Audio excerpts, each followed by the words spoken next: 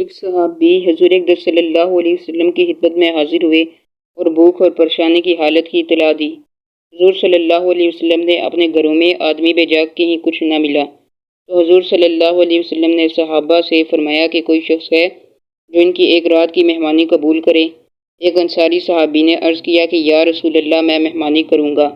ان کو گھر لے گئے اور بیوی سے فرمایا کہ یہ حضور صلی اللہ علیہ وسلم کے مہمان ہیں، جو اکرام کر سکے اس میں قصر نہ کرنا اور کوئی چیز چھپا کر نہ رکھنا۔ بیوی نے کہا، خدا کی قسم، بچوں کے قابل کچھ تھوڑا سا رکھا ہے اور کچھ بھی گھر میں نہیں۔